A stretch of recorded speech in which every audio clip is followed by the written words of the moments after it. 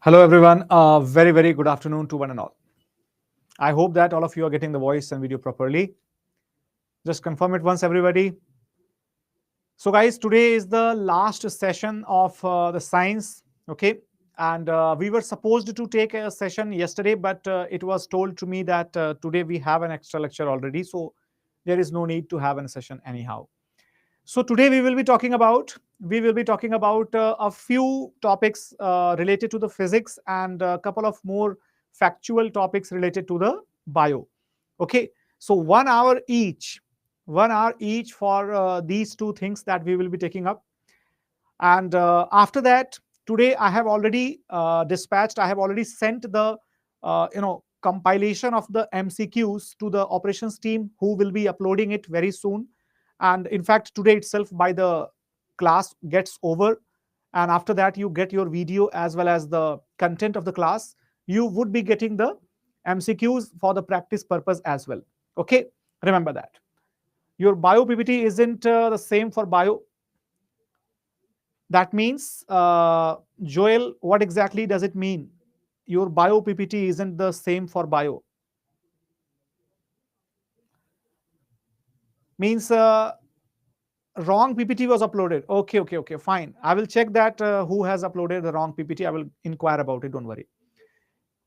In fact, sometimes it may happen that you might be having the same kind of cover page. Okay. They have given chemistry in the bio video. Why would they do that? There must be some sort of confusion. I don't know exactly why it is happening, because the lectures are conducted very smoothly and the PPTs are given right appropriately. So there is absolutely no chance that it should be happening. But even if it is happening anyhow, then I will be getting it corrected by today itself. Don't worry. So guys, today we will be talking about the modern physics. Basically, modern physics, what is that? Modern physics actually says that, it says that basically the sound, the wave nature of sound is going to be discussed, as well as, apart from that, certain things related to the working of photons, as well as the functioning of semiconductors, etc. These are certain topics which you should be aware of, even if very less chances are there that they would be asked in the examination. However, in case there is one odd question from somewhere, so it should be in your knowledge at least to some extent. So we already studied that light moves in the form of a ray, and with the help of the rays, we understood the concepts like the reflection, the refraction, the total internal reflection, right? Apart from that, we also saw certain other phenomena of the light, particularly related to the mirage, or the dispersion of the light, or scattering. We understood the difference between the dispersion and the scattering, where I told you that in the dispersion, the entire spectrum of the light, that is visualized in the dispersion. But if we talk about the scattering of light, only one specific wavelength of the light spectrum that is expanded, and that is called as the scattering of light. Example of the scattering of light, what was that? The color of sky, that is blue, a scattering of light example. Similarly, if we talk about the dispersion of light, the example was the formation of rainbow, which was the result of the dispersion of light. Similarly, guys, when we talk about the sound is basically understood and in the form of the dissipated energy which travels in the wave format. The sounds are basically what kind of waves? If the light was the electromagnetic wave, the sound, that is your mechanical wave. Electromagnetic waves and the mechanical waves, how are these two waves different from each other? Electromagnetic waves, they don't require any medium to propagate, whereas the mechanical waves, they require the medium. Medium is essential for them to propagate. Did you get the point? This is the very basic thing that you should be aware of. The electromagnetic waves, okay,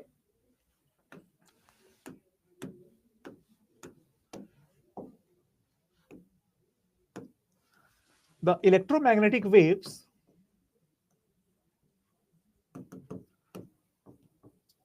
they don't require any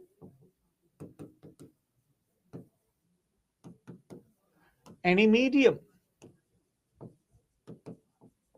Okay, they don't require any medium to propagate or to travel. Whereas the mechanical wave,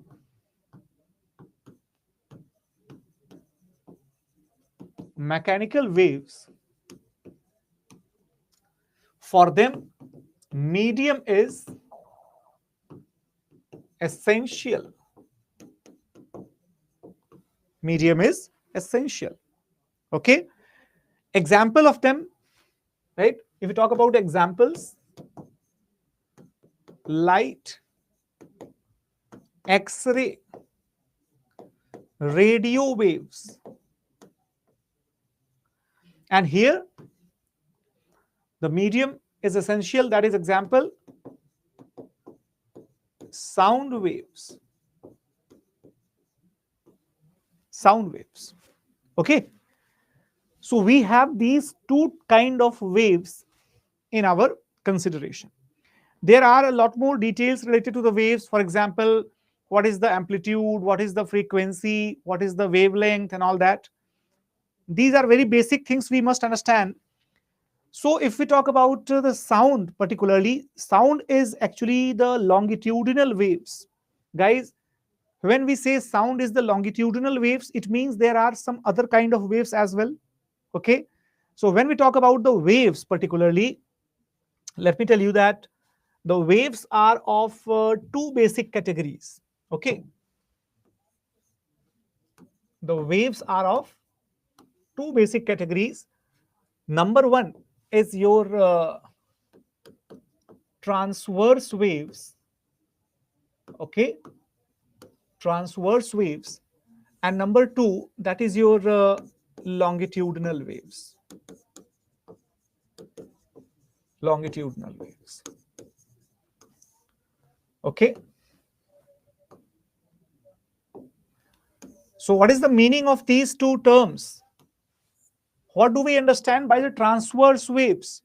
Where you see that the direction of the wave and the direction of the particles on the medium, the direction of the movement of the particles on the medium, they are actually perpendicular to each other. Okay, it means that if the wave is propagating in this direction, if the wave is propagating in this direction, okay, then what will be the direction of the oscillation of the particles, right? So the wave is passing through this medium, then my dear, the particles are oscillating in this way. Okay, that is the motion of particles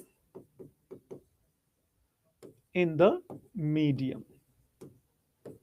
Now you will say that, sir, it is also you are saying that the electromagnetic waves or the transverse waves, they may not have any kind of medium. Yes, of course, if they are not having any medium, but when they pass through the medium, then what happens? Then they cause the particles in the medium to oscillate or to move in the vertical direction to the direction of the propagation of the wave. Suppose if I am moving in this direction, okay, then how will the particle that is residing on my chest, how will that particle move? I am moving in forward direction, so particle will move up and down in this way. Okay, so this is exactly the meaning of the transverse wave, the meaning of the transverse wave. And what is the meaning of the longitudinal wave? By the way, example of transverse waves, guys, if you see the basic example of transverse waves, have you ever thrown a single pebble in the water body like ponds? If you just throw one pebble in the pond, you will observe that the pebble drops down, and after that there is a, there is a wave that is generated, and that wave actually hits the shore or hits the bank of the pond. And then suppose there is a leaf or some sort of hay, some dry grass is, that is on the bank of that, pond, and just you can see that every time the water wave is hitting that, dry grass, it is just going upward and then coming downward. Or if suppose you are making it more simpler to understand, just throw one plastic ball in the mid of that. So you will see that plastic ball will be, going up and down, right? It will be going up and coming down, going up and coming down every time whenever the wave is passing through the place. That means, my dear, wave is passing in the direction parallel to the horizon, but the particle is moving in the direction perpendicular to the horizon. Okay, so that is the case. That is the case. But when we say longitudinal waves, then, my dear, what is the meaning of longitudinal waves? So have you ever seen the crawling of an earthworm? The earthworm, which, suppose if this is earthworm, so first of all, it will be shrinking, okay? Then it will be expanding. Then it will be shrinking. Then it will be expanding. Shrinking, expanding. So this is how it works. So, my dear, the meaning of the longitudinal waves is basically when the direction of propagation of the waves and the motion of the particles are parallel. Okay, did you all understand, everyone? So it is like, suppose you drag one spring and then you leave it, then spring goes like this. Okay, so every time whenever you see anything that is just crawling and expanding, shrinking and expanding, this is an example of the longitudinal waves. There are alternative zones of compression and expansion. Compression and expansion.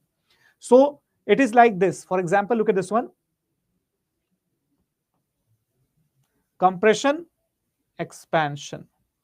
Compression, expansion. Right? Whereas if we talk about the transverse waves, in the transverse waves we have like this. Okay. So there is a phase change, there is a phase change, and then there is a propagation as well. Okay, everyone. So this is about the transverse and the longitudinal waves, right? Basic nature. Is there any private Telegram group for this batch, sir? Auxilia, I don't think so that there is any private Telegram group for this particular batch. And if anyone among the students might have made it, because we are instructed that we should be having only the official batches, as per the organizational conduct. So private groups are little bit, you can say, not so permitted. No.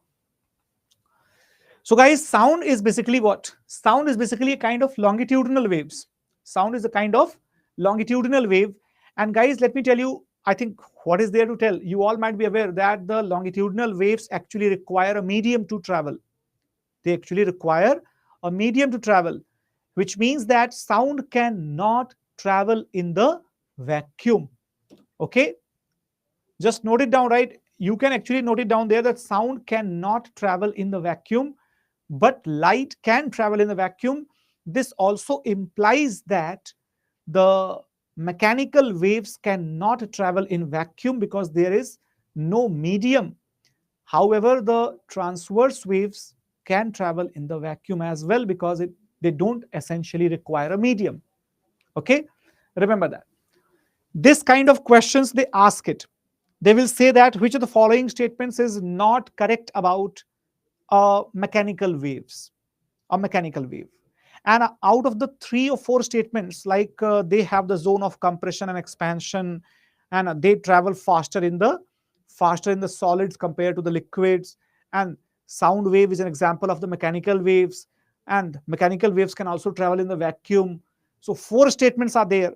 You have to sort out one statement that is incorrect. So you'll say that the last statement is incorrect because it says that the sound waves or the mechanical waves can also travel in the vacuum, which is a wrong statement. A wrong statement. Is that clear, everyone? I hope it's clear to all of you. Got it? So guys, now having a look at this particular picture, this picture tells you certain nomenclature details, like what? Like what is a wavelength, what is a frequency, and what is the time period. Okay. So if we talk about the wavelength, what is the wavelength here?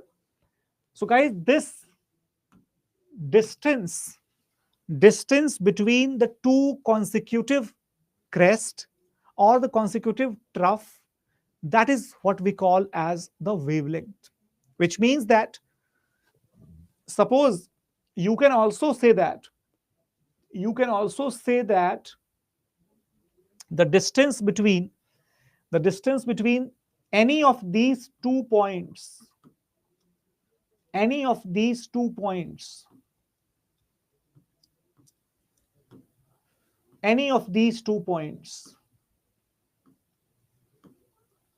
okay. So distance between the two crest or the two trough or the two mean position, any of these two consecutive points, be it your trough, be it your crest, or be it your mean position, if you measure that distance, the distance is known as the wavelength. This distance is known as wavelength. So this point A to B, point A dash to B dash, point A naught to B naught. Okay. So here AB is equal to, here AB is equal to A dash B dash is equal to A naught B naught is equal to lambda is equal to wavelength. Clear, everyone? That is your definition of wavelength. And length, since it is length, so SI unit is meter. SI unit is meter. Okay. And what is frequency, my dear? What is frequency? Frequency is basically the repetition, right, repetition of the cycle per unit time. Okay. The number of cycles per unit time, that is your frequency. That is your frequency. Remember that. Suppose this is your one cycle. This is your one cycle. This is your 2 cycle. Okay. So guys, you can see this one. It is starting from here. Let us assume that it is starting from here. So this is the completion of your one cycle. So here it is 1. And then again it is your 2. Okay, it is a 2. So guys, you can see that this is approximately how many cycles? You can see approximately this is the 1, this is 2, this is the 3. Total 3 cycles. So let us assume that this entire number of 3 cycles are happening in 1 second. So what will be the frequency? If 3 cycle in 1 second that is completed, then the frequency is 3 hertz. The frequency is 3 hertz. So total number of the oscillations or the cycles completed during the unit time of 1 second, that is your frequency. Okay. Rishabh ji, you are saying time taken to complete one oscillation. The time taken to complete one oscillation, that is defined as the period of that wave. So whatever wave is there, the period for that is equal to T, is equal to the total time which is being taken by that wave to complete its one oscillation. it means that if you just reverse the frequency, you will get the time in seconds, or if you reverse the time, you get the total frequency. Okay, so 1 upon t is equal to nu, and 1 upon mu is equal to t. All right, everyone. So this is the very interesting aspect of our waves, that the 1 upon time period is equal to frequency, and 1 upon frequency is equal to time. Got it? Is everybody able to understand this? Wavelength, frequency, time, the basics of these waves. I hope it is very easy to understand, given that you pay attention to the details and particularly to the diagram. That is very, very important. This is your wavelength, and if suppose this entire cycle is completing in 1 second, that means it is 3, frequency is 3, and the number of time, sorry, the number of oscillation, the time that is being taken in one oscillation, that is your time period. So time period is 1/3 of the second. That means in 20 seconds, one cycle is completed here. Okay, and the frequency is equal to 3 cycles per unit time per second. Okay. Then guys, there are other terms as well, specifically for the sound, and they have asked the questions from such kind of things. Like, for example, look at this one, the amplitude. What is that amplitude? Amplitude is basically the disturbance in a medium on either side of the mean value, which means that, my dear, suppose this is the mean value. This line indicates the mean value. Okay, mean value. And the disturbance created by the mean. Okay, guys, this is a very high amplitude. This is your amplitude. This is your amplitude. So the disturbance created by the wave along the mean value, or sorry, perpendicular to the mean value. Okay, that is your amplitude. Okay, remember that. So, my dear, amplitude is basically the maximum displacement on either side of the mean value. On either side of the mean value. Remember that. Now, can you tell me that if this is your one wave and this is your second wave,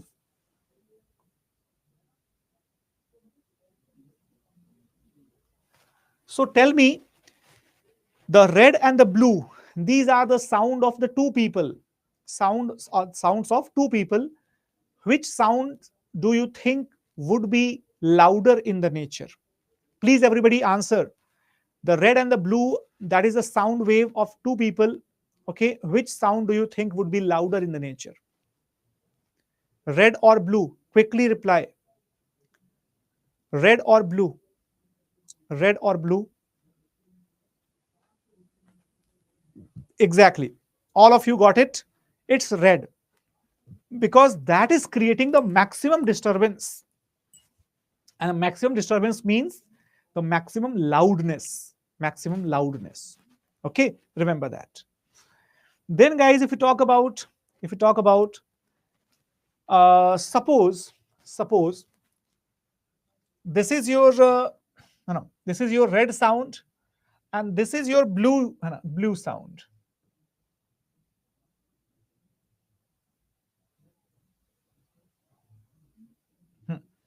Now tell me, which sound do you think will be more fine in the nature? More fine means the more feminine in the nature. And which one would be masculine? Which is the feminine sound and which is the masculine sound? Tell me, everybody.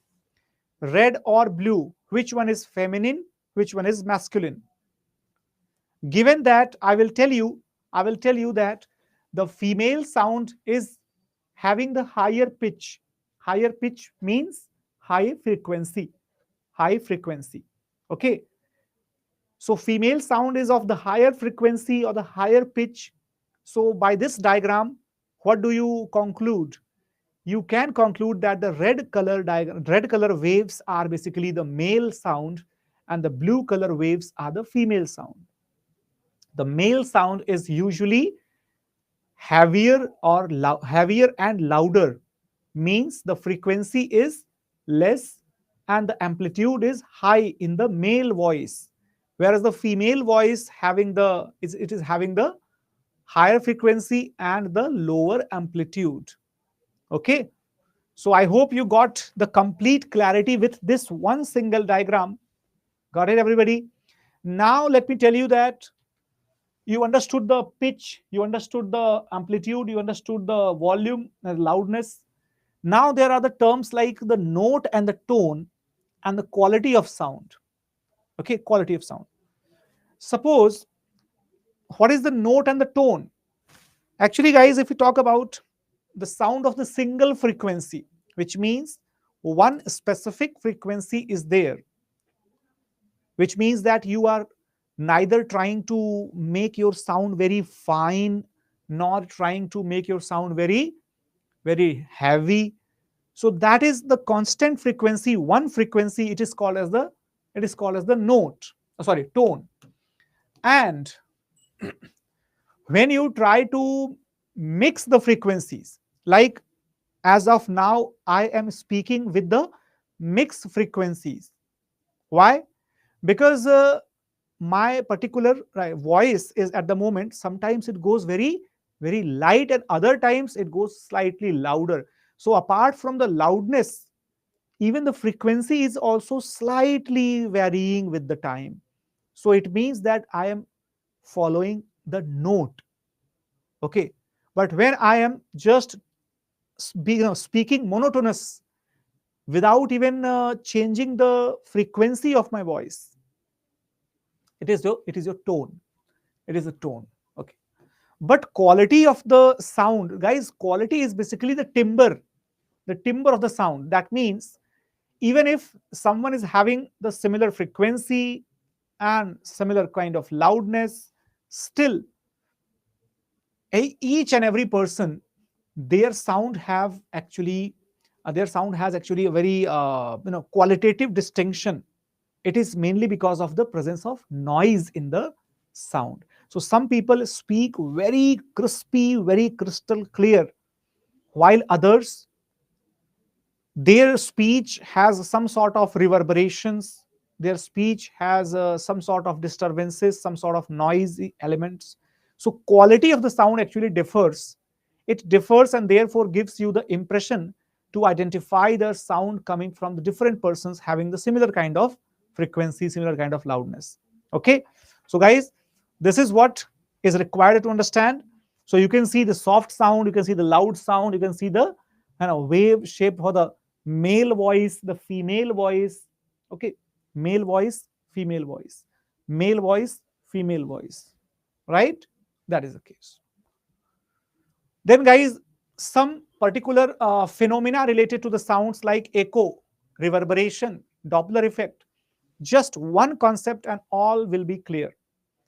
What is echo? So guys, where you are able to hear the same frequency and the loudness of the sound with a very distinct difference, with a very distinct sound, with a very distinct way. So when you are able to hear your voice repeatedly in a distinct manner, then it is called as the echo. It is called the echo. It is the phenomena of the reflection of the sound wave. Reflection of the sound wave, it comes in the form of echo. In the form of echo.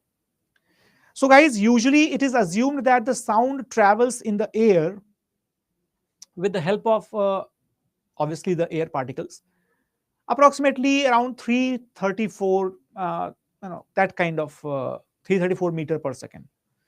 So 334 or 340 approximately meter per second is there.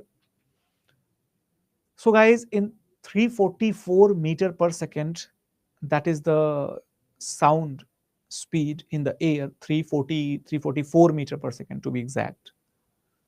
So it will be traveling in the 1 second, how many meters? 344 meters. And when there is, when there is a gap more than zero point 0.1 second, our brain treats it as a different voice, because the voice or the sound that lasts on our brain receptors for approximately 0.1 second. So whatever I am saying to you, that is actually received by your brain only for 0.1 second. In that 0.1 second, your brain listens to this voice and understands and interprets its meaning and conveys this meaning to you and stores this meaning to your memory. Just imagine how fast does your brain work actually, right? So that is the magic. So guys, if any sound which is supposed to come after 0.1 second in the air, it means that it will have to travel approximately 34.4 meters, because 1 second 344 meter, 0.1 second 34.4 meter. So if something is, if I'm saying something, it is going to an object situated at 17.2 meters away from us, then my dear, it will be traveling 17.2 meter in the outward journey, then it is coming back to us, the same distance is traveled by it, so total it travels 34.4. So if I am standing here and I am saying something loudly, and if I want my voice to come to me as an echo, so I will have to stand at least 17.2 meters or more than that from the obstacle which is reflecting my sound. Okay, did you understand this? In order to generate the echo of any kind of sound, the sound source and the reflecting source, they should be 17.2 meters apart minimum. Minimum 17.2 meters apart. Okay, everyone, kindly tell me yes or no. Thereafter, we have the reverberation. What is the reverberation? So guys, just when you reduce that distance, when you just reduce that distance, you start feeling that howling kind of effect. That howling kind of effect, that is called as the reverberation. When repeated echoes are coming and the echo is not very clear, like in a big hall, when you say, using a mic, when you say hello, it just comes like hello, hello, hello, hello, oh, oh. In the last, you just hear that oh, oh, oh, that kind of sound. Okay, so that is your reverberation.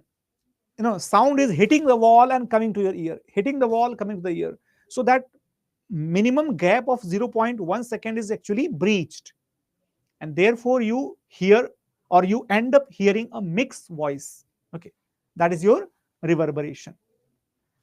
Then guys, what is the Doppler effect? Doppler effect is something, according to which, when you observe a source of sound and there is a distance between you and the source of sound, so the nature of that sound will actually change depending upon the distance between you and the source of sound. What is that?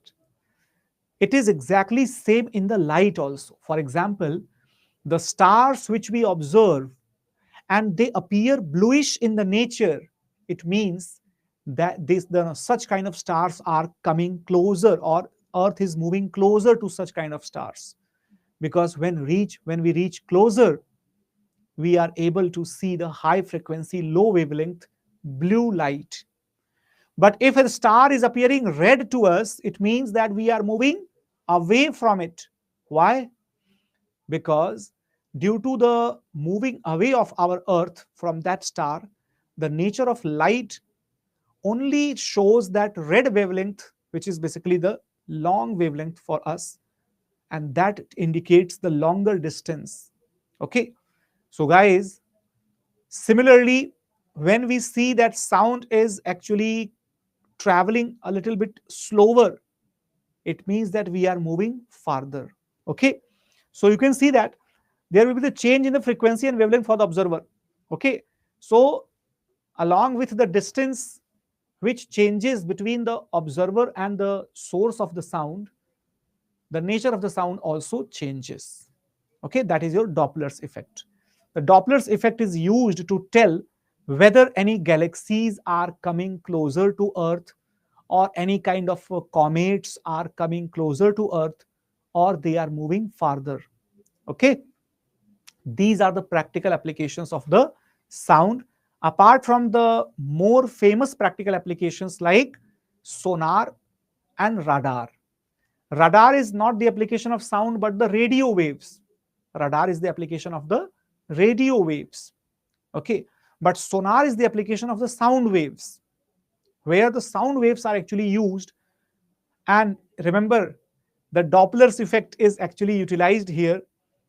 The ultrasonic sound is produced, or normal sounds may also be produced. They travel through the medium and they hit the target or the obstacle, and then they come back to us. Depending upon the quality of the sound, we can intervene, or we can rather interpret that if the obstacle is situated far away from us, or it is just very close to us. Okay, such kind of interpretations would be possible to take out. So sonar is usually used in the deep sea searches, in the deep sea fishing, or in the deep sea diving. All these kind of things, we have the uses of the sonar waves. And we all are aware that radar is used in the air traffic and other defense installations. I'm sorry. What is the ultrasonic sound? Guys, what is the meaning of ultrasonic? Actually, let me tell you that the human range of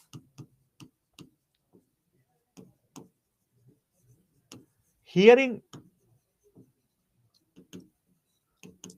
the sound, that is between 20 hertz to 20 kilohertz, or 20. Okay, so if more than that, or if higher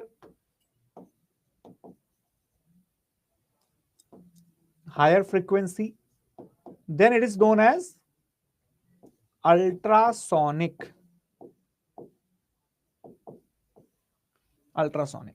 Okay, and if we have the lower frequency,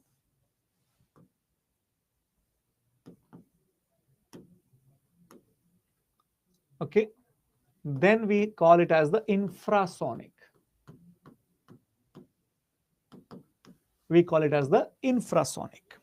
Okay, everyone.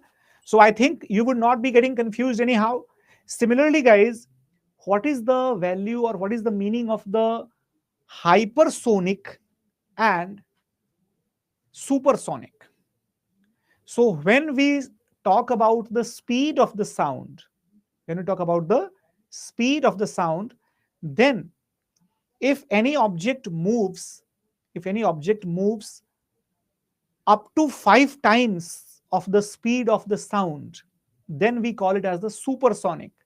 However, if it moves at the speed faster than the 5 times of the speed of the sound, then we call it as the hypersonic. Okay, and what is the speed of the sound? It is believed that the speed of the sound is, not believed, I'm sorry, it is calculated the speed of the sound is 344 meter per second in the air, which is value of 1 Mach. Okay, so guys, if we consider speed, then if the speed of the object is greater than the speed of the sound, okay, up to 5 times, then it is called as the supersonic. Okay, and if the speed of the object is greater than the speed of the sound up to, or sorry, more than 5 times, then such speed is called as the hypersonic.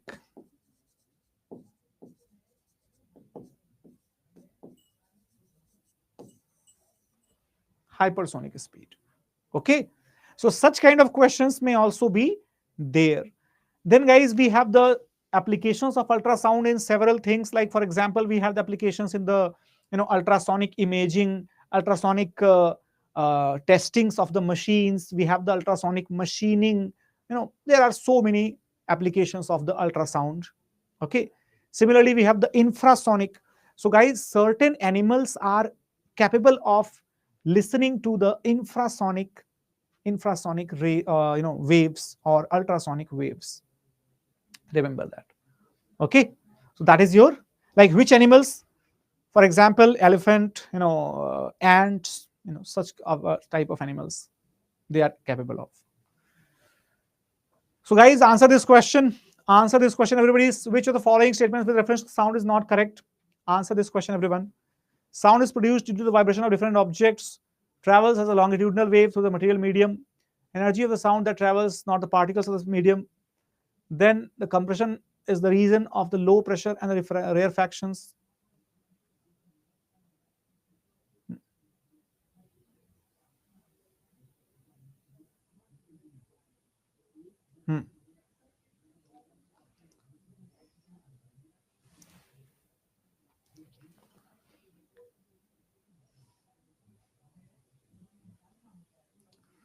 Guys, compression is the region of low pressure and rarefaction is the region of high pressure. So basically, this question is talking about it.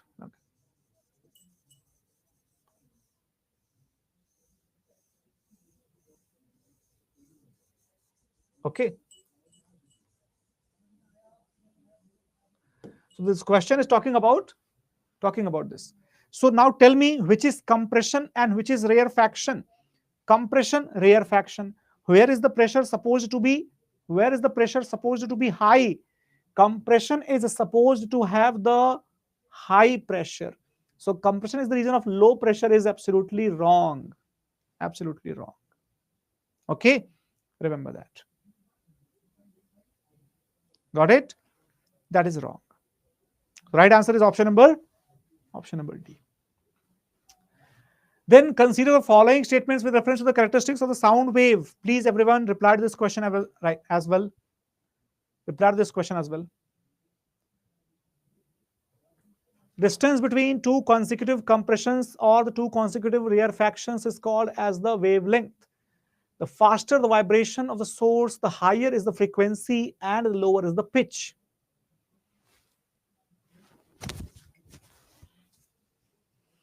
Yes, tell me. The faster the vibration of the source, higher the frequency and lower is the pitch.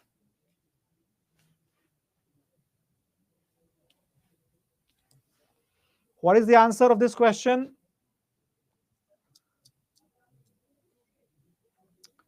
The distance between two consecutive compressions and two consecutive rarefactions is called as the wavelength. Roji is absolutely correct. Roji is absolutely correct.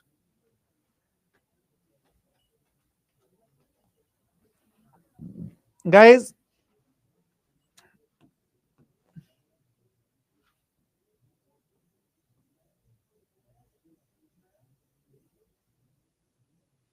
okay, so this is the wavelength. That is absolutely correct. Absolutely correct. Sorry. Absolutely correct. Got it? So this is correct. But the faster the vibration, come on guys, faster the vibration means what is that? Higher the frequency. And guys, obviously frequency is the same thing as the pitch. Frequency is usually the term that is used for any kind of waves. But pitch is particularly used for the human sound. Human sound. Okay. So if I say that I have a high frequency human sound, it means that I have a high pitch of the human sound. It means that my voice is more feminine in the nature. And if it is having low pitch, it means my voice is more masculine in the nature, right? So that is the wrong statement. A is the answer. Answer, please. Which of the following statements with reference to speed of sound is not correct? Speed of sound is not correct. Sound propagates through the medium at a finite speed, faster than the speed of light, and the speed of sound decreases when we go from solid to gas state. The speed of sound is medium, depends on temperature of the medium. Yes, 4 statements, very easy peasy kind of question. Tell me the answer to this question.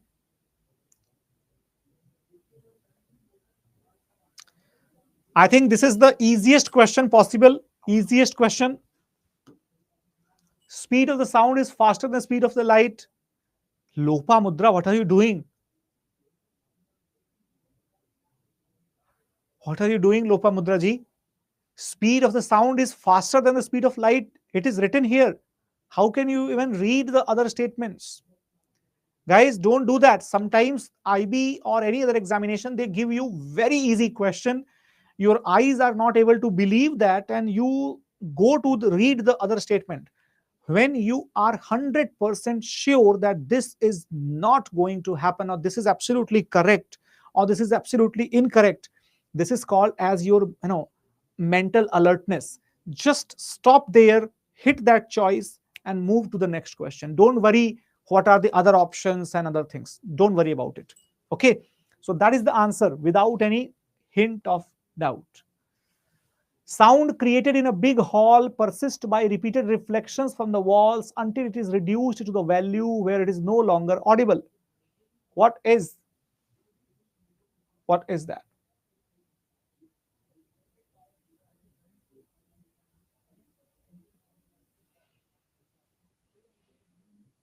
What is that? Yes, reverberation. Reverberation. Reverberation. Okay. Now, answer to this question as well. Answer this question as well, everybody. With reference to the range of hearing, consider the following statement. Whales and elephants produce sound in infrasonic range.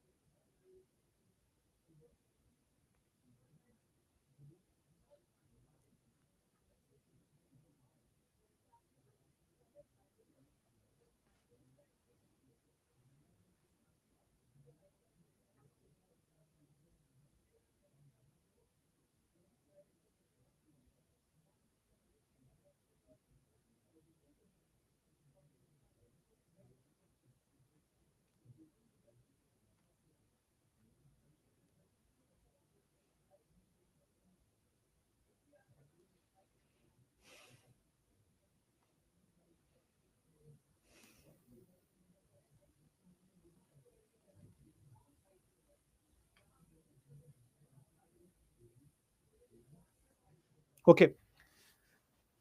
So 1 and 3 only.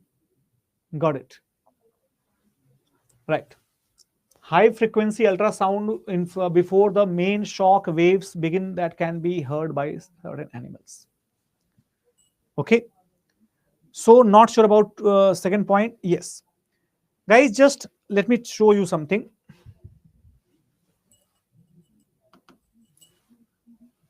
Array.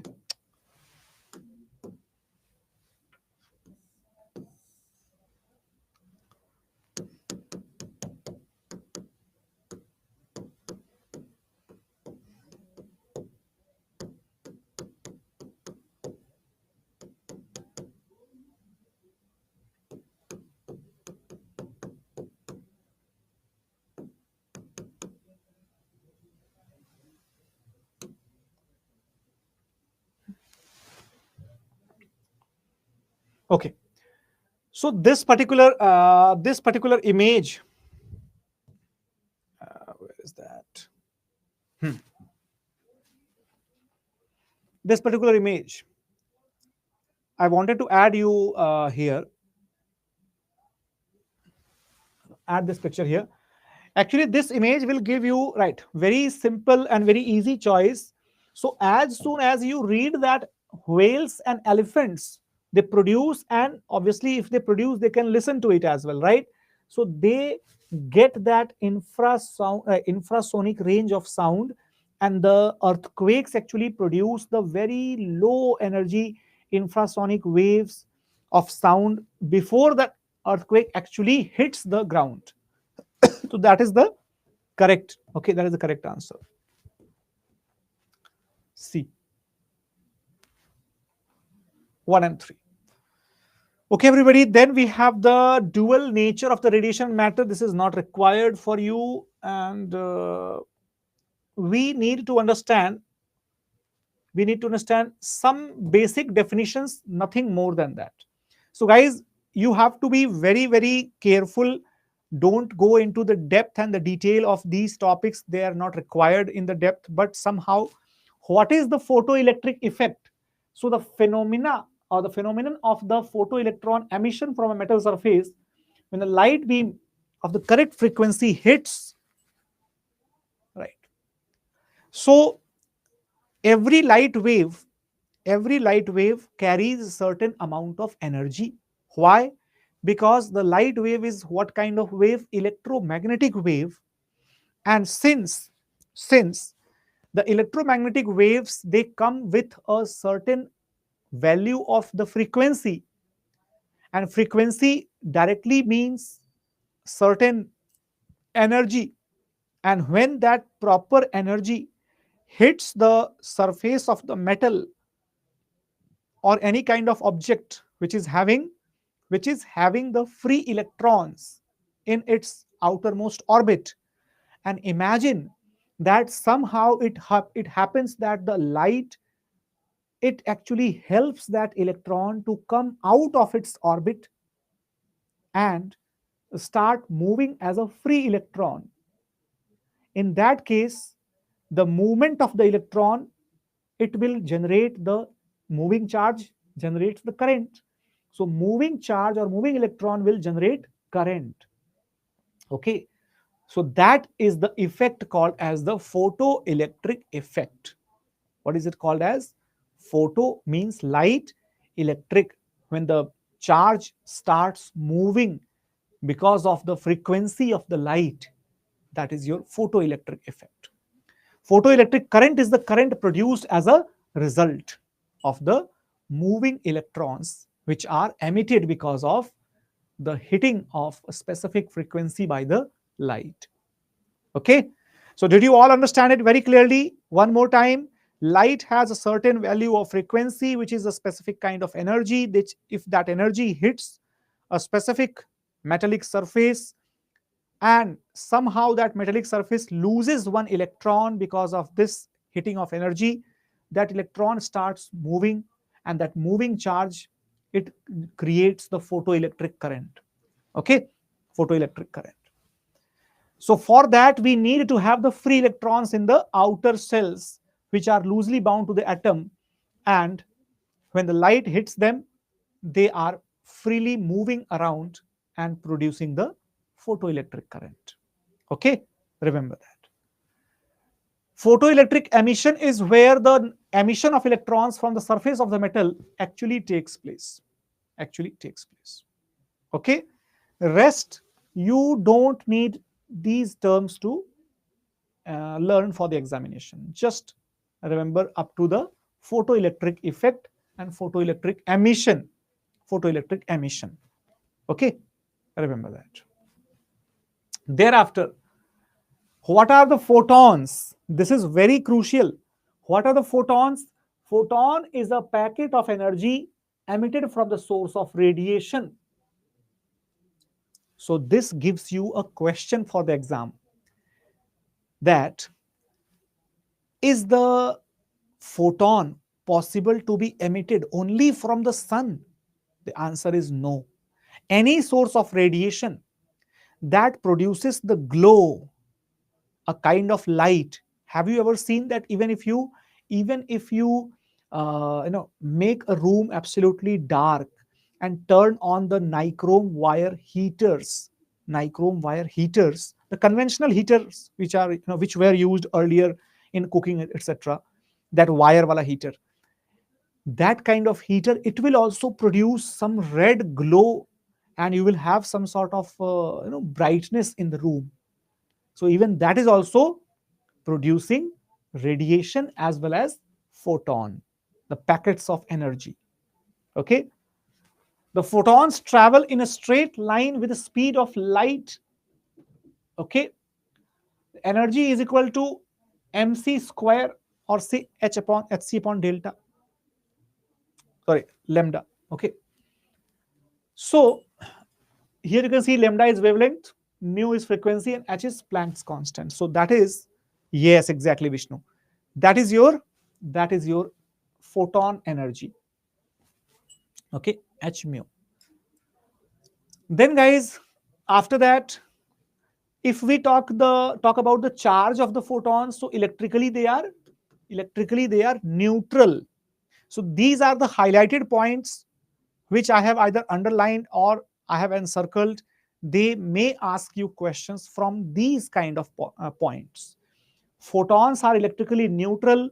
Photons are basically producing energy with the help of, right, or the energy calculated is with the help of Planck's constant. Then energy is given E is equal to mc square, and the travel with the help of equal to the speed of light. Okay, like that. Then guys, apart from that, if E is the energy of the source in a joule, the number of photons basically emitted, how do we calculate that? So guys, E upon hc into lambda. Okay, this formula are not going to be asked anyhow, so don't remember the formula, just remember the conditions related to the photon or qualities related to the photon, only that much. Some historical facts about the photoelectric effect: high chances that if any question comes from this topic, it will be from this page. Hallwach confirmed these observations. Which observations? Which were observed by Hertz. So who was the first person to observe the photoelectric effect? Hertz. Who confirmed it? Hallwach. And ultimately, who gave the proof? Who gave the mathematical evidence? It was Albert Einstein who gave the mathematical evidence. Okay, remember that.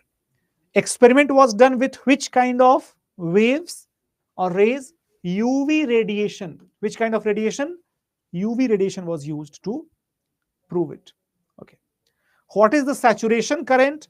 The maximum value of the photoelectric current is the saturation current. Okay. So these are certain terms which you may expect from this particular page or this particular topic. Okay, remember that. This is repeated. Okay, so ejected electrons are called photoelectrons. We have understood that one. Okay, fine. Okay, so this is it. One more thing that is required to understand, that is the classical electromagnetic theory fails to explain the photoelectric effect. That is what you need to understand. Only that much, nothing else. So guys, try to be very, very concise in such kind of topics. Only the highlighted points or the effective points which I have told you, only they are to be learned. Rest you can just read it in case if they give you like any question. Otherwise, no need to revise and all that. Okay. So now guys, let us understand the energy gap. What is that energy gap? Basically, when we talk about the energy gaps, guys, these are defined as the gap between the different energy bands which are once connected. The material behaves like a conductor. So here, if you see the metals, they possess very low resistivity. That means there is absolutely negligible gap, or say no gap, between the different energy bands of the orbits, which means that the electrons are very easily excited and very easily they start moving as the free electron, which ensures the conductivity remains high on the side.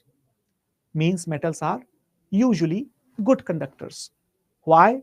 Because the energy band from one orbit of the electron to the other orbit of electron, outermost, that is very negligible, very negligible. So they are quick, and they get excited very easily. As soon as you pass the current, immediately they will get excited, and the particles or the electrons, they would start moving. Okay, so they behave like absolutely great conductors. Semiconductors, they have the low resistivity compared to the metals. Okay, however, the energy gap between the two orbits is slightly more than the metals, which means that they require a certain threshold value. That threshold value helps the electrons in bridging the energy gap, and once the threshold value is reached, after that they behave like a conductor. Okay, so metals are instantaneously conductors, whereas the semiconductors or the metalloids, they are conductors but on a specific circumstantial condition. Okay, whereas there are the insulators who which have very high resistivity, and that means very low conductivity, which means very high gap of energy, and therefore whatever amount of electricity, whatever amount of heat you provide to them, they don't behave as the conductors anyhow. Okay, they are called as the insulators. Okay, now guys, when we discussed the semiconductors, let me tell you what is the meaning of semiconductor. A semiconductor is basically which is having the intermediate value of the energy gap, okay, between the two orbits. However, if we talk about the semiconductors, we can also say that these are basically the elements between the conductors and insulators, which on the room temperature have very low conductivity, but due to certain improvements, they behave like a good conductor, right?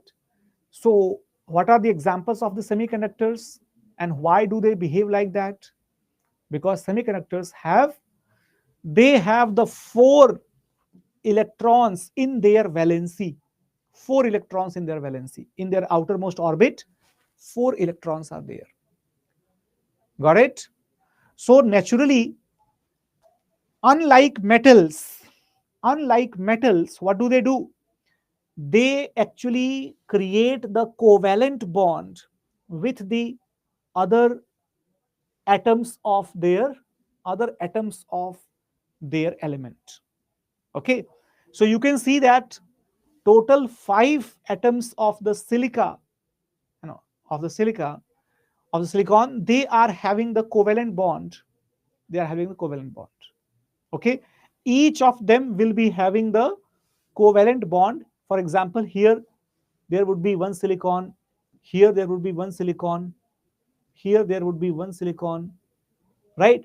And similarly, each of them would be having the complete covalent structure, and therefore in the covalent condition they cannot behave like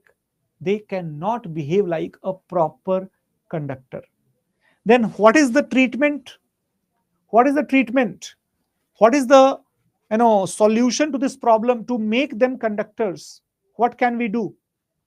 We can replace this central silicon atom with something different. Guys, when we replace this one silicon atom with some type of impurity, then it is called as the extrinsic semiconductor. Means the semiconductor having some impure materials as well.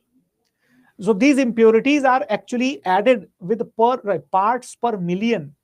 Okay, so ppm is the role. What kind of impurities are there?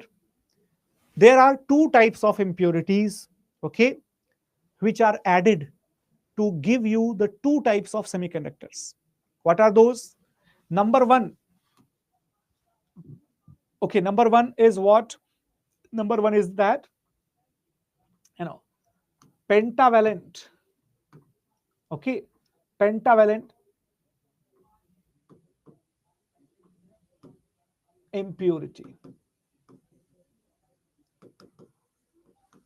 Guys, pentavalent impurity means, for example, phosphorus, which have 5 electrons in valency. Remember, phosphorus is having the number, atomic number as 15. So 2, 8, and 5. Okay. So what will happen? What will happen, my dear? Suppose if you replace that one silica atom with this one phosphorus atom, nothing, just one difference will come. What will be that difference, my dear? Each of the 4 silica atoms, they will be utilizing the 4 electrons of the phosphorus, but what will happen of that one extra electron? That one extra electron will be readily available to move very freely. So even if it is provided with a very little energy, what will happen? That one extra electron, it will move and it will act like a conductor. Did you all understand that? Yes? Did you all understand that? Please let me know, everyone. Isn't it very, very easy to understand that if you add up one pentavalent impurity in the silicon, silicon has 4 valency electrons. The pentavalent impurity have that they have a 5 valency electrons. So one valency electron is extra, which acts like the conductor. Simple. Similarly, my dear, there is a different kind of impurity that's called the trivalent impurity. What is the trivalent impurity, my dear? This trivalent impurity, it indicates that you replace that silica atom in the center, silicon atom, with one such element which is having just 3 valency electrons. Like aluminium, atomic number is 13. Atomic number is 13 and 283. Now, what will happen? What will happen? 3 silicon atoms, they will be having the complete bond, covalent bond. But the fourth one, my dear, that will have the incomplete covalent bond. Incomplete covalent bond will create a hole. A hole. And hole will be a hole that will be basically what?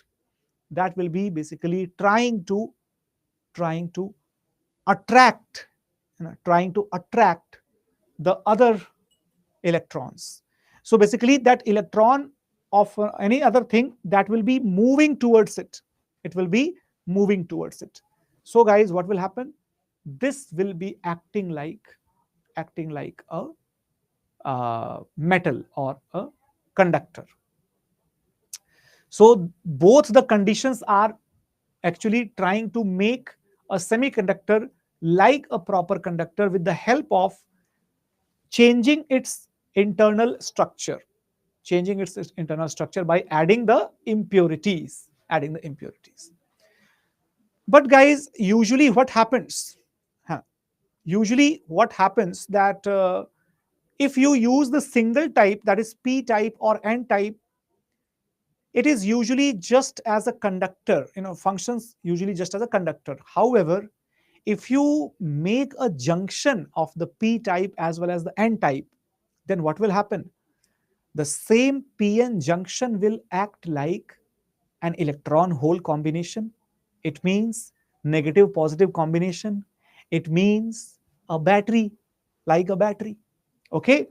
So in the N region of the PN junction, the concentration of the free electron is higher than that of the holes, whereas in the P region, The concentration of holes is higher than. Okay, higher than. So when you join them, the p-n junction is formed. So what will happen? Usually, if you observe, this is the n type. N type has more negatives. Okay, more negatives. P type, it has more positives. Okay, in n type, what did we see? In n type, we have the electrons. Electrons carry the negative charge. Electrons carry the negative charge. So negative charge is on the higher concentration.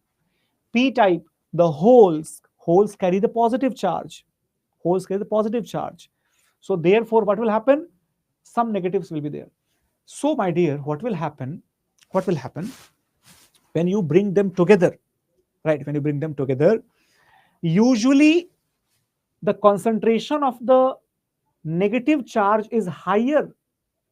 Therefore, the negative charges will move towards the positive side. Concentration of the positive charges are higher, that is higher in the p type, they will move towards the n side.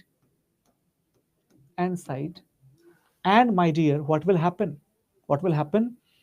This will create a depletion zone.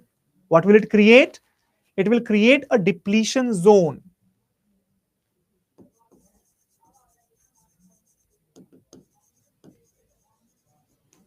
Okay, a depletion zone.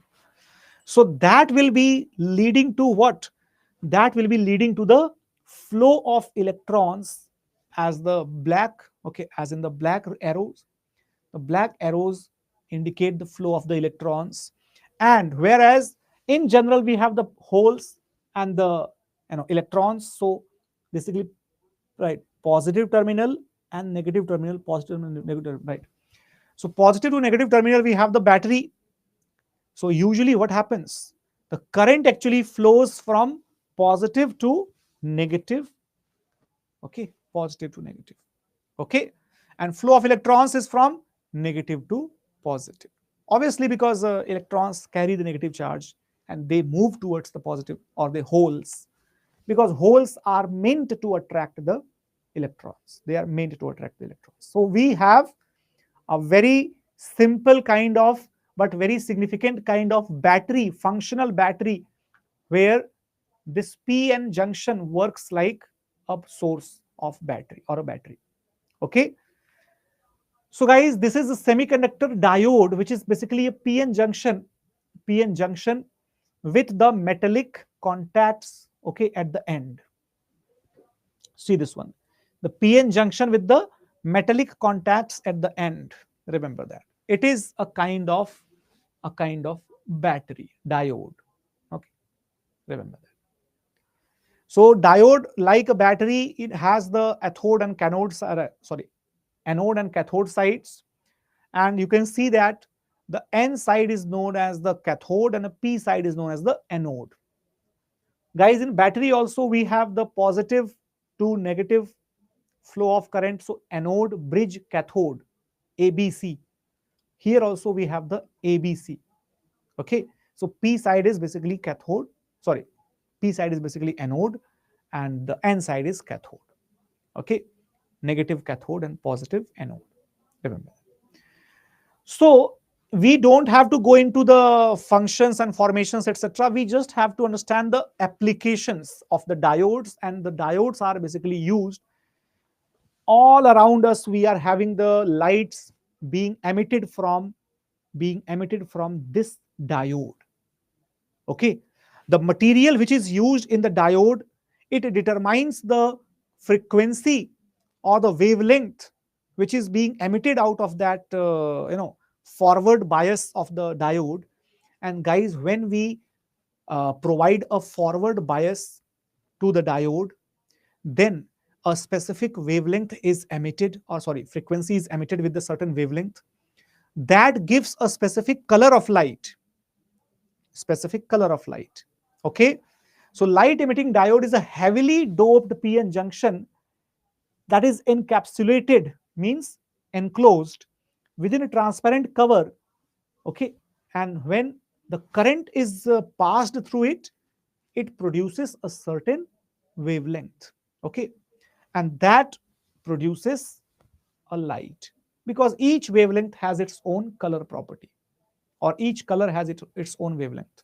Okay, so you can see that white, white is there, then blue, green, yellow, amber, red, infrared kind of colors. Okay, and you can see the voltage and current. Guys, the diodes are actually functional with a very, very low value of current, very less value of current. Okay, is minimum voltage required important for this? No, no, no, no. Come on. These kind of calculations are not at all required for this examination, Vishnu. Not at all. Okay. Just remember that what is an LED? LED is a diode. Which type of diode? PN junction diode. Is it doped heavily? Yes, it is doped heavily. And on which thing does the color of light depends? It depends upon the source of the forming diodes, source of making diodes. Okay. Then guys, the photodiodes, what are the photodiodes? Basically, photodiodes are operated under the reverse bias. So this is the question they may ask. That is, the light emitting diode is working on the forward bias, and photodiodes are basically on the reverse bias. Okay, remember that. That is the case. Only that much is required. Then guys, now let us continue with the factual data related to bio. Questions related to these topics that I will be uploading. Let me just show you the question as well. Just a second. Okay, I will show you. 1 minute. Let me just.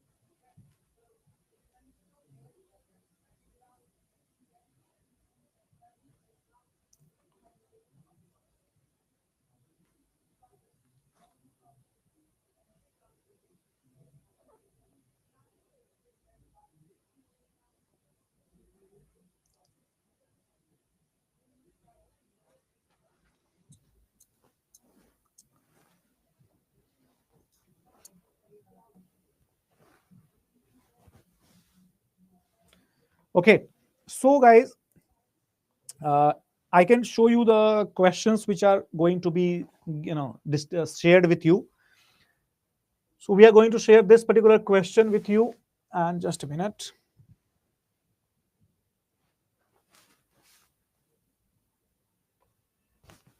Arey, come on.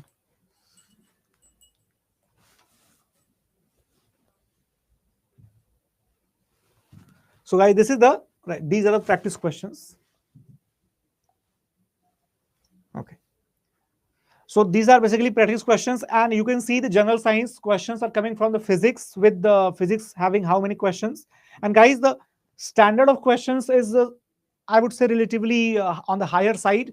So it is not necessary to do all the questions. Like, for example, such kind of questions which are given here, like assertion reason based questions. You don't need to do these questions. Okay, just leave these questions.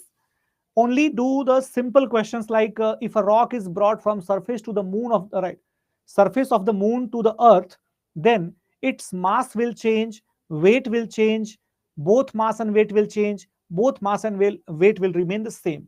Such kind of questions are the level of questions asked in the IB. Okay, they ask such kind of questions. Or say, this kind of question. Look at this one. List 1 with list 2, select the correct answer. Who discovered or who invented what? Revolver, dynamite, law of cooling, law of pressure. Guys, we all are aware that pressure is measured in the unit called Pascal. So Pascal is related to pressure. Law of cooling, we all can understand that Newton was responsible. I told you in the physics itself, when we studied the heat and thermodynamics, I told you that the Newton gave the law of cooling. Okay, then dynamite is it was invented by Alfred Nobel. Revolver is Colt. Very easy question, but such kind of questions they can ask in the examination as well, right? Then we have more questions of physics. For example, look at this one. A man is standing on a boat in still water. If he walks towards the shore, okay, man is standing and he is trying to walk towards the shore coming out of the boat, then the boat will move towards the shore, away from the shore, remain stationary, the boat will sink. Guys, answer please. Answer this question, everyone. 25th. This is very easy question, right? So boat will move away from the shore because we are moving towards the shore. Simple. Then guys, the piece of ice is floating in a beaker containing the water. When the whole of the ice melts, the level of water will come down, will go up, level of water first rise and then fall. What will happen? Such kind of questions. Okay. So very interesting and very practical kind of questions are given. How many questions in total? Let me show that to you. 46, 52, 54, 55, 57.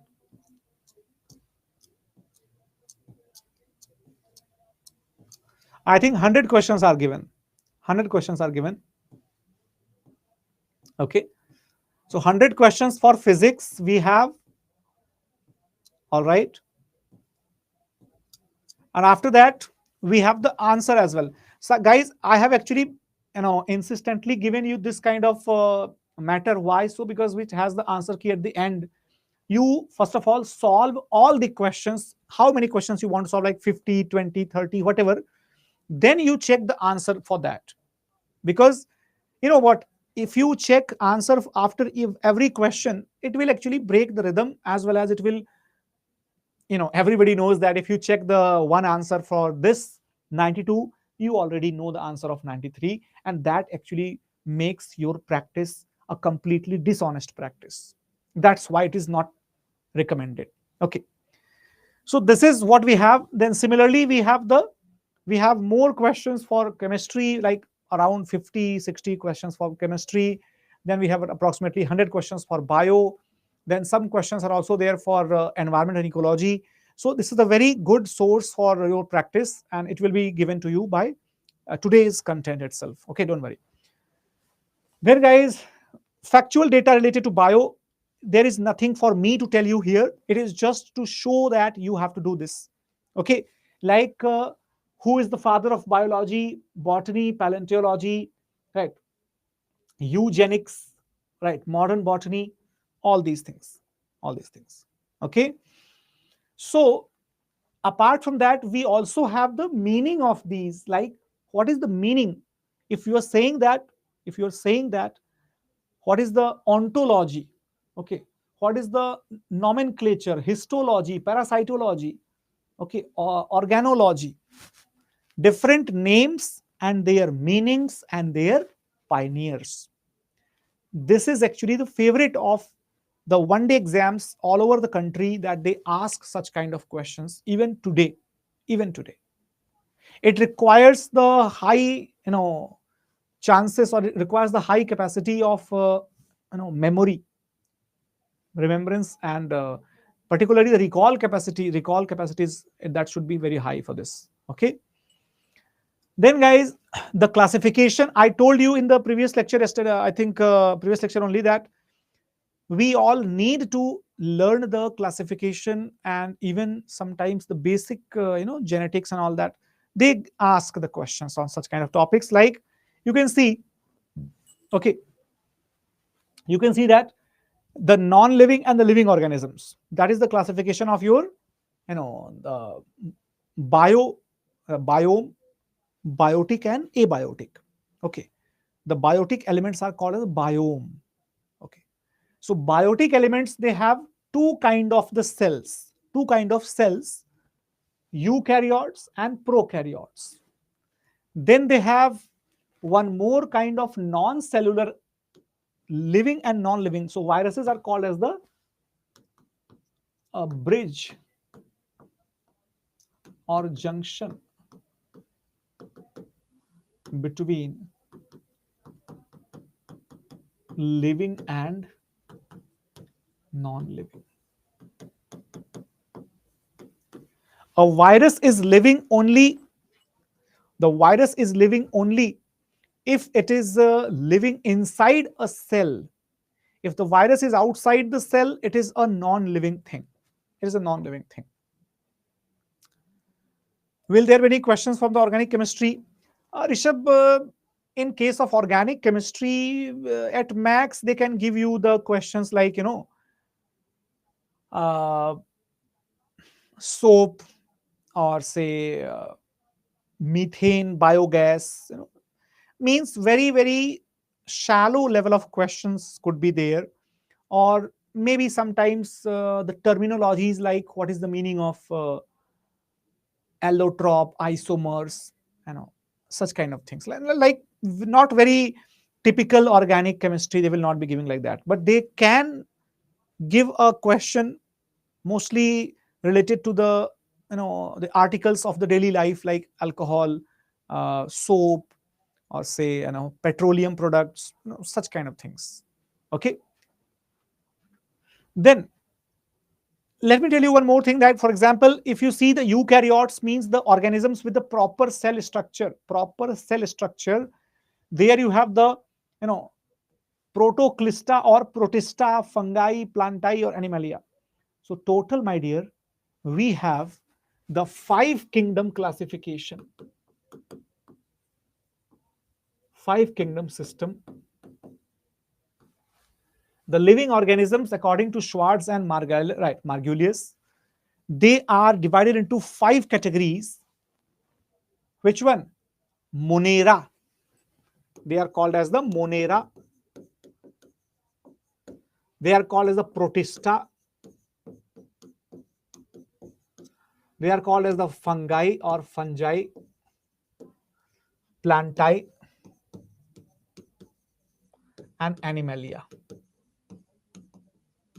Okay, so they are called by these names. Remember that. Vishnuji, hibernate state is something different.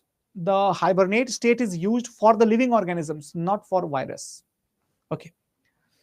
Guys, apart from the 5 kingdom system, they have the 6 kingdom and 3 domain and 6 kingdom, such kind of things as well, just for the information. But we follow this particular classification system mostly. Then guys, if we talk about the organization or categorization of the organisms, basically the taxonomical categorization or taxonomical arrangement. So the biggest on the topmost category is, that is your domain, then kingdom, then phylum, then class, then order, family, genus, and species. Okay, that is your system of taxonomical categorization. Remember that. Then guys, one example, if you see the human beings, right? So taxonomy of human beings.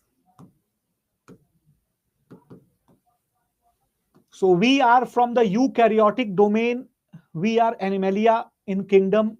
Our phylum is Chordata. Okay.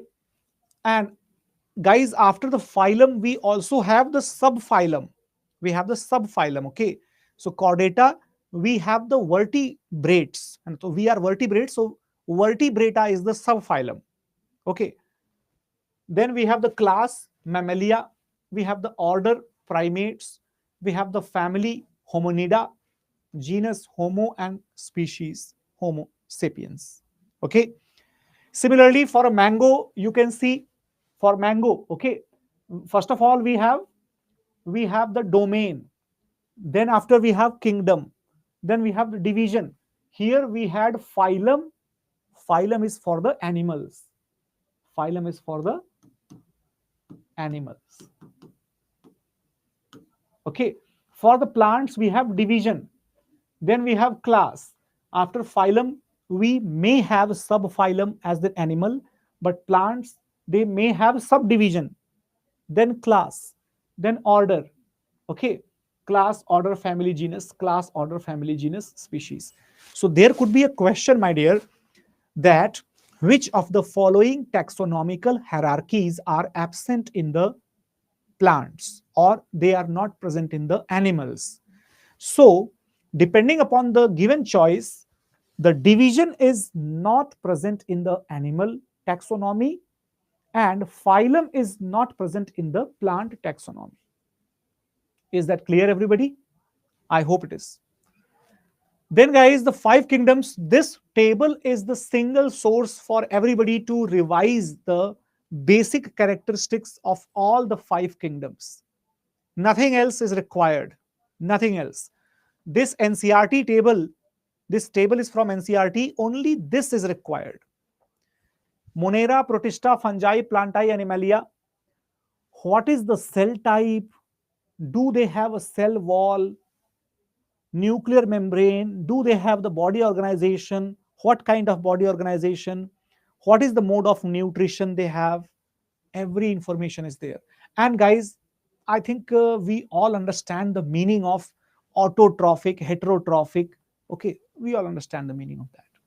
We also understand holozoic, saprophytic. Yes, we do that, isn't it? But we don't understand the meaning of prokaryotic or eukaryotic as of now, because we haven't studied it yet. So my dear, once you categorize the animals and then you reach to the level of their cell types, then you understand the meaning of your categories, like which type of cells, which type of system of division of the cells, all these things. Before that, animals are also categorized into the vertebrates and invertebrates. I told you we are the vertebrates. Okay. And in the vertebrates also we have the warm-blooded and cold-blooded. My dear, warm-blooded are basically, they have the constant body temperature in all seasons due to the quality of our body to a quality of their body, maintain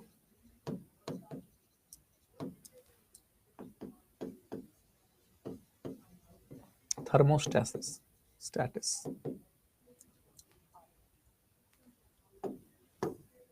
Stasis.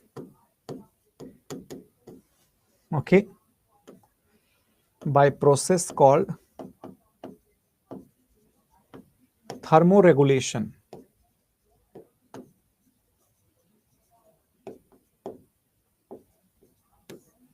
Okay, so guys, homeostasis or thermostasis, these are the two things.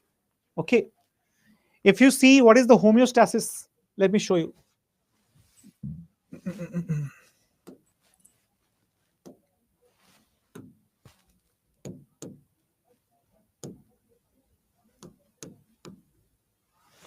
Homeostasis. So guys, look at this one. Homeostasis is basically the name given to, look at this one, name given to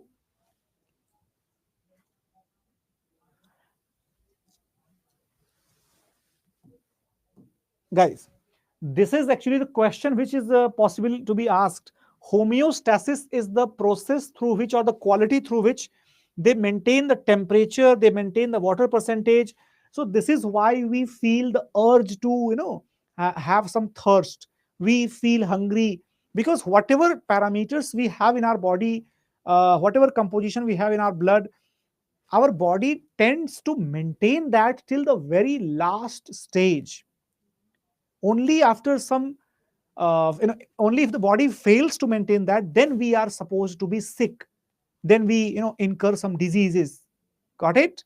That is the overall package is called as the homeostasis, and only the maintenance of temperature is called as the thermostasis. Remember that. Okay, for overall parameter, it is homeostasis.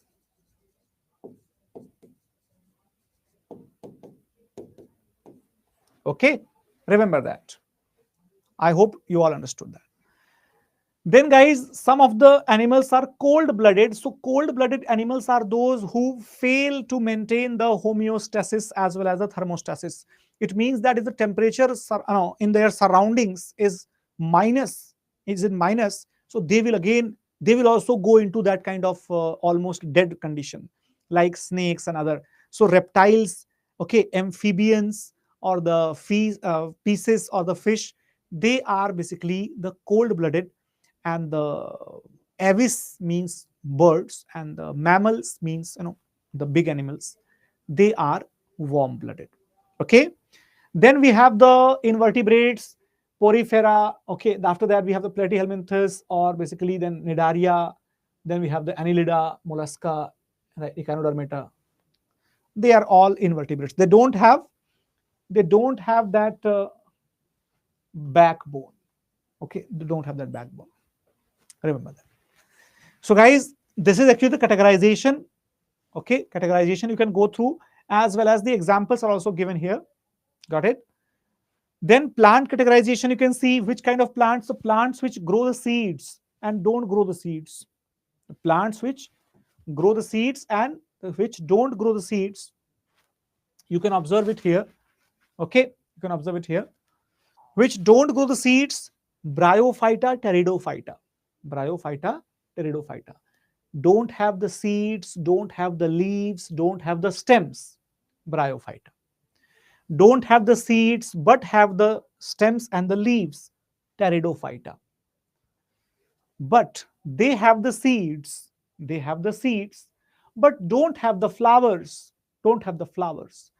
Don't have the, sorry, they have the seeds but don't have the flower, and they have the fan like leaves, basically called as the zincophyta. They have the needle like leaves called as the pinophyta. Then they grow the seeds and they grow the flowers, but they have the parallel venation. They have the parallel venation.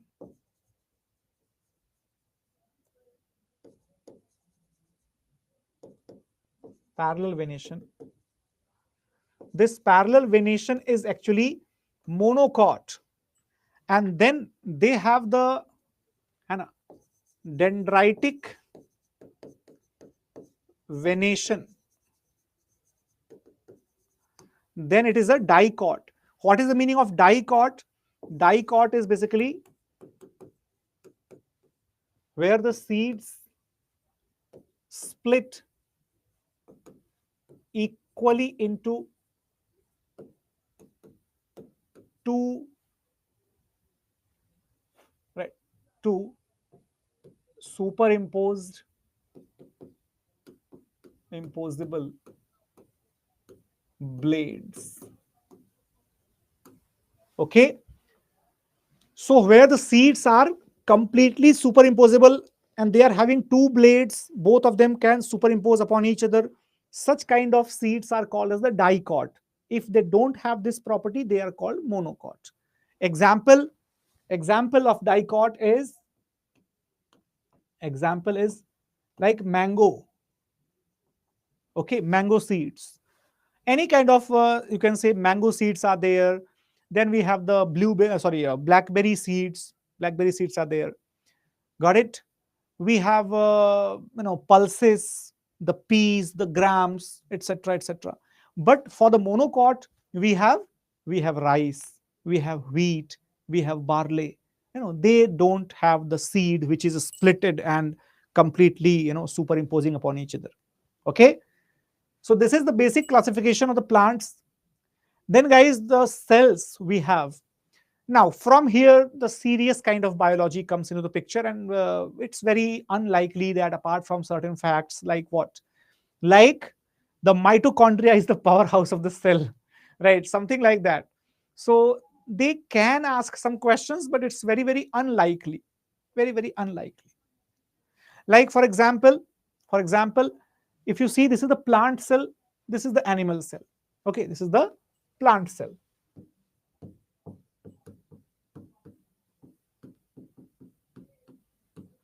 Okay, plant cell. This is the animal cell. Here you observe that plant cells and animal cells, the plant cells have the cell wall. Animal cells don't have the cell wall. The plant cells have the large vacuole. Animal cells have very small or negligible vacuole. The plant cells, they have the plastids. They have the plastids. Okay. Animal cells, they don't have the plastids. Okay. They don't have the plastids. Plant cells, they have the smooth and rough endoplasmic reticulum. They also have, but much smaller in the size. Much smaller in the size. Okay. Similarly, guys, if you observe, they have vesicles. Here the vesicles are relatively very less. Okay. So overall, certain elements are common, but certain elements are absolutely different. Like the chloroplast is present within the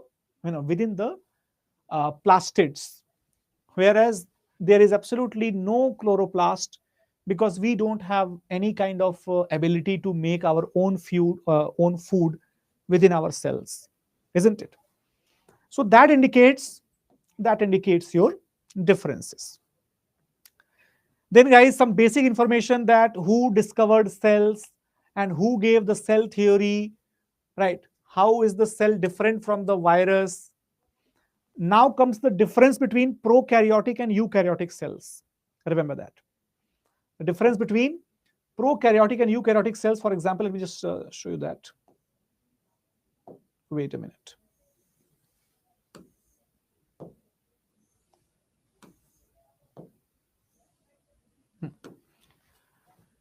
So guys, prokaryotic cells, very small, primitive kind of cells, undeveloped, unorganized, and absolutely no membranes for the internal components. That is the property of your prokaryotic cell. It is just living cell with very less kind of development. See, all the elements like ribosomes, nucleus, endoplasmic reticulum, Golgi body, mitochondria, lysosome, everything is absent. Everything is absent. Just one cell, then some liquid of the cell, that is cytoplasm, then some thread-like elements which perform some basic functions. So it is like the very elementary kind of cell.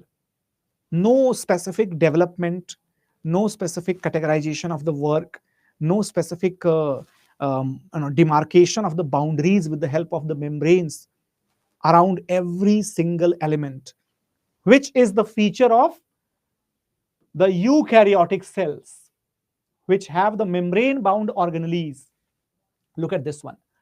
The eukaryotic cells have the proper system. Okay, the membrane-bound organelles are there. Each and every organelle has got the distinct functions. Whereas the prokaryotes, they have just cell, cytoplasm, and this internal structure or internal component. What does it have? Everything is just entangled. So whatever life functions are happening, they are happening with the complete structure. Okay. So within the complete cell structure itself, everything is happening. So they have a cell wall, proper cell wall, but here they don't have any cell wall. Got it? Got it, everyone? So this is how it happens. This is how it happens. Here they have the Golgi apparatus. Here they don't have any kind of Golgi apparatus and all that. Lysosome, no lysosome. So you can say endoplasmic reticulum, no endoplasmic reticulum. Nothing. Nothing. Okay? So that is the difference. That is the difference. The prokaryotes have the naked DNA, that means uncovered DNA, whereas in the eukaryotes, the DNA is associated by the histone, the special proteins. Okay. So we have the developed cells as the eukaryote cells and primitive cells as the prokaryote cells. Right. Then guys, these cells actually divide. In our body, we have the cells divided on the basis of two types. If the cell is actually divided for the purpose of regular division, then it is through the mitosis. Through the mitosis. Okay, what is that mitosis? In mitosis, our somatic cells, that means our regular cells, actually divide, and they create how many? Two identical diploid daughter cells. That means one cell is divided into two identical cells. That is your mitosis. Then what is meiosis? Meiosis is basically, suppose CD, let me just redraw this diagram. Okay. One cell with AB gives AB and AB. Okay, this is your mitosis. What is your meiosis? So meiosis is basically where the cells like X, Y, they get divided into four X, X, Y, and Y, and Y. So this is how it happens. This is how it happens. So each of the sex cells we have, or the germ cells we have, right, which is called as the gametes. The male gametes, they are called as the sperms. Female gametes, they are called as the ovum. So each of the gametes, they carry only half of the number of chromosomes. Our body, every cell has in our body how many chromosomes? 23 pair of chromosomes. So these have the 23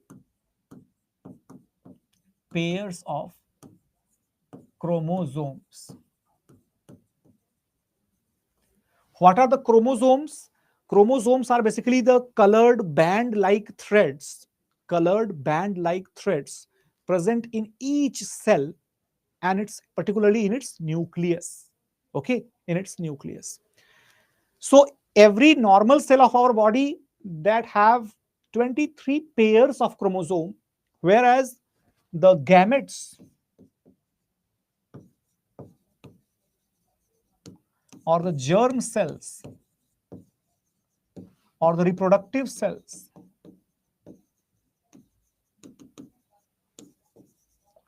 they have only 23 unpaired chromosomes. Unpaired. Okay, they have 23 chromosomes but unpaired chromosomes. So when there is the paired chromosome, that is called as the diploid. Diploid. When we have the unpaired chromosome, the unpaired is equal to haploid.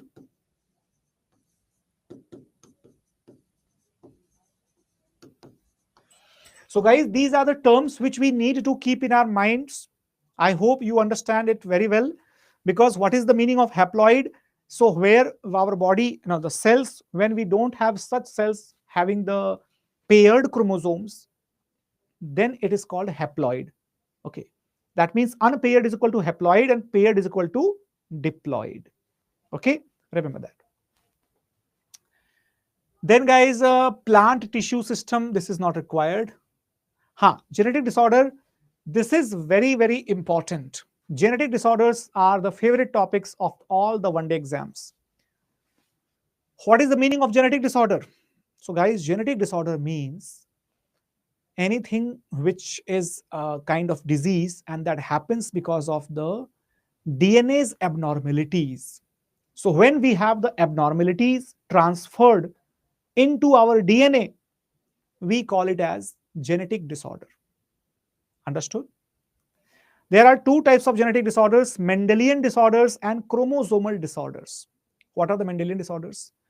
Mendelian disorders are related to any kind of random genes. Any kind of random genes. The genes responsible for your hair color, for your skin texture, for your height, for your metabolism, anything. Okay. However, if you have any kind of disease which is only possible through the chromosomal disorders, which means that out of 23 pairs, at least one pair is defected. At least one pair is defected. Then we call it as the chromosomal disorders. Understood, everyone?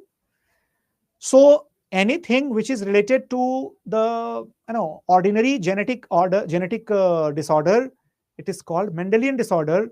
But anything which is related to the disruptive chromosomal arrangements, then it is called as the chromosomal disorder. Example, for example, hemophilia. Hemophilia is a disease.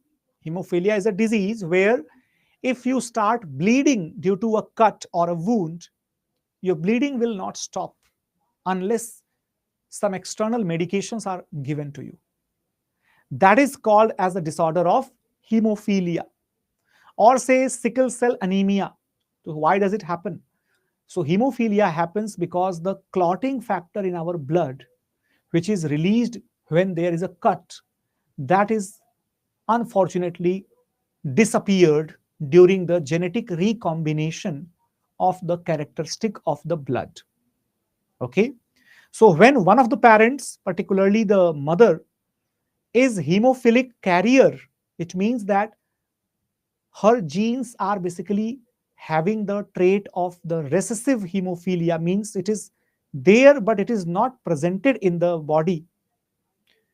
Unfortunately, when the father is also there, the father who is even not affected, and somehow the father carries the symptoms or carries the genes, in fact, in that case the child will be suffering from hemophilia, right? Why so? Have a look at this one. So if this is your hemophilia, okay, the father is affected from hemophilia, father is having hemophilia, the mother is not having hemophilia, then you will see that if the mother is not having any kind of genes, but father is properly suffering, so my dear, it is the X chromosome related recessive disorder. So you can see here, all the daughters are carriers and sons are safe. Sons are safe. Why? If you observe this one, look at this one. The XY, the father is not having any disease of hemophilia, no internal gene, no genes. But mother is carrying the gene for hemophilia. The mother's gene of hemophilia, that will be transferred to the daughter as well as the son. So my dear, when there are two X chromosomes, this gene will not work. This gene will not work. This daughter will become carrier, but she herself, she will not be affected. Only she will carry and pass it to the next generation. Then there are 50% chances that out of these two X chromosomes, any one will be having the gene which is carrying the disease of hemophilia. Suppose if that gene is transferred and father is healthy, mother is having some genetic carrier of hemophilia, then 50% chances are there that such sons would be hemophilic in the nature. Okay, so guys, this is actually a kind of gene related disease. Hemophilia is a gene related disease. Okay, then you can see the sickle cell anemia as well. So here also sickle cell anemia is related to, right, here you can see the males. Okay, the males are affected or carrier, females are affected, sorry, carrier or normal, remember that. So males are supposed to be affected from both these diseases. Then we talk about the chromosomal disorders. What is the meaning of chromosomal disorders? Here guys, these chromosomal disorders are basically due to the absence or the abnormality of one or more chromosome. What is that? So generally we have the males as XY, females as XX. Okay. However, suppose if there is the repetition of the 21st chromosome, total 23 pairs are there. 21st up to 22 pairs, we have ordinary somatic, cells, ordinary chromosomes. 23rd pair is the sex chromosome. Okay, so if the 21st pair, that means a normal chromosome, that is actually repeated, then my dear, what will happen? Then the child will be like this.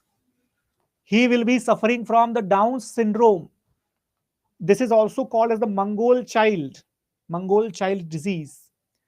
Small round head is there, partially open mouth is there, palm is broad, creases are very deep. Then guys, physical and mental development is retarded. So that is your Down syndrome. Many students, I think, might be aware that recently there was a movie, Sitare Zameen Par, of Amir Khan. So that Sitare Zameen Par actually had very, I think, very emotional kind of cast, ensemble cast of that, those people, the children suffering from the Down syndrome, most of them, right? Then guys, there is another disease called the Klinefelter syndrome. Klinefelter syndrome, what is that? So when you have one extra X chromosome, so what happens? The XY, remember that this XY is a male, right? A boy. But if one extra X is added, that increases the feminine character. Okay, and therefore you would see that, like usually the females, even if they have the same height, their thigh bones are taller, and hence they appear taller than the men. Right? Now, this man will also look like that, very elongated kind of figure, development of the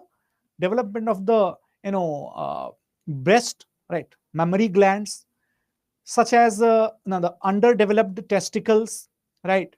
And this kind of man will be infertile man. Remember that. Got it, everybody? So we can say that usually, their bones are having the low calcium levels like females. IQ will be very impaired, means the person will not have the intelligence of the equivalent males. Also, the forefront will be, the forehead will be very much constrained, means like the women have very very downish kind of hair pattern. This man will also have very downish kind of hair pattern. Beards will not grow properly. Okay, that is the condition. This is called Klinefelter syndrome. 47 chromosomes are there, not 46. In case of the Turner syndrome have 45 chromosomes. Here, this is a female. Female is normally XX, but this female is less. It is lesser than the female. This female does not have the both X chromosome. She only has one X chromosome. Okay, X and 0. So even though she is a female, but she has a shorter stature and thicker posture like that of a male. Okay. Then, my dear, this female has a broad shoulder and thick shoulders like male. Then forearms are broader, bigger. Then again the ovaries are very streaked and they are infertile, obviously. So such kind of things happen to the Turner syndrome. Okay, everyone. Sir, off the topic, but I have the both of study content of current affairs. Can't. Okay. 30 marks.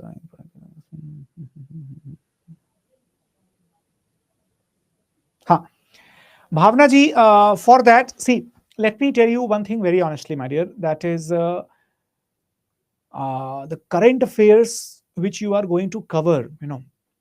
Try to ask your mentor, if he's allotted or she's allotted to you, that you need the current affairs at least for 1 year proper 1 year since last November, because the mains examination, that is the tier 2 examination of the IB 2024, that happened in the November, okay? And I'm sorry, not in November, that happened in June. Happened in June because the Tier 1 examination was in January. So from the June till this year's at least August. So 1 year proper current affairs is required. I understand that hardly there would be like 4 or 5 questions in GS from that current affairs, but there is one complete section of current affairs of 20 questions, right? So they can ask the questions like that. Okay. So usually, that is very important.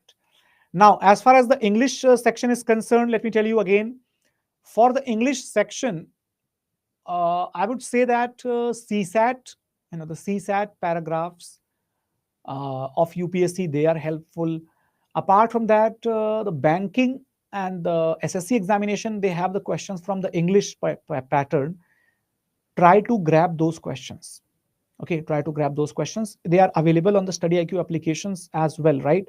So you may contact your support team or maybe your mentor that how to access those questions which are there and which are there for the SSC or the one-day examination related to English. Okay. As far as the quant lectures are concerned, I would suggest you that try to solve the quants in the time frame, within a stipulated time frame. No matter if you are getting the more number of questions or not, but solving those questions within the time frame, it will be much more helpful than solving more number of questions, because usually the student do one thing, they try to solve maximum number of questions, but they don't actually work upon reducing the time taken in solving one question. So try to increase the speed. Okay. Otherwise, if you are saying that the changing nature of questions that is not being addressed, for that, I think the faculty who's teaching the quants at the moment, so is that faculty taking a live lecture or is that a recorded thing? Could you please tell me, Bhavna? Is that a recording or a live lecture for the quants? Because you're saying that it is yet to start. Okay, fine. If it is yet to start, then I think whatever videos are there, don't worry about that. Whatever videos are there, don't worry about that. Just ask the teacher, or say you do not even need to ask the teacher. I think teacher will be taking care of itself. Because teachers are usually they are themselves so much apprehensive that they don't want anything to leave out. I told you so many topics which are going to give you probably 0 questions. I'm sorry for that, but the questions which are going to come, again, they are going to come from the same topics that we have covered. But unfortunately, whatever topics we have covered a lot of topics which are possibly there, but they have not been giving questions for like 2-3 years. But what can we do that? We have to solve it anyhow. Got it? So don't worry for quants either. Okay, don't worry for quants as well. As far as English and all are concerned, so that banking and SSC examination would be giving help. Sir, like in SBI exams to sanction time to change the level out. Shantanu, yaar, support or mentor will be in a better position to tell you like that. I don't have much idea about the latest pattern of IB, at least about the sectional timeout. Because when I gave the IB examination in 2012 and I cleared that written portion, neither was there the 2-stage examination, nor was there the computer-based test. It was a typical 1 paper, 100 question objective kind of test, and then second half had the written comprehension, that part, and after that, go to your home. The results will come in 6 months, and then they will call for the interviews. That was the basic method.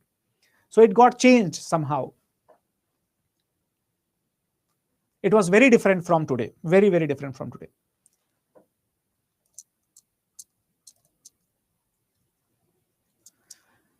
Can you just clarify whose lecture we have post yours? GS syllabus is vast, less questions. Guys, having taught you the science, and probably some other subjects might be there as well, but still I will suggest you that don't invest too much of your time in the GS part, especially the questions which are very less likely to come, and try to focus more on the easier questions or easier sections in the GS part, so that you can solve the maximum number of questions, as well as try to focus more on the English, quants, and what do we say that, current affairs, etc. Because they are having the, I would say, much bigger weightage than the subjects individually in the GS. This is a very honest, very honest opinion, and very pragmatic opinion. It's nothing to do with the subject that I'm teaching right now, or any other subject, any other subject that teacher would be teaching right now. Okay, GS is giving taking too much of time and giving less returns for you. So just focus more on the other segments. GS is also important, but only those segments which are easy to solve without taking much time. Okay, yeah, reasoning is also there. So see, quants, reasoning, current affairs, and English. Okay, Joel says, can you just clarify whose lecture we have post yours? That your schedule will tell, Joel. I'm really sorry, I don't have your schedule of other teachers. I have only my schedule. So I was informed that from 12th to 18th I would be having the lectures. Okay, so that is all. Thank you so much. And you have that 1 hour spare from today, from this time on. So use that 1 hour in solving the questions. Okay, take care. Bye bye.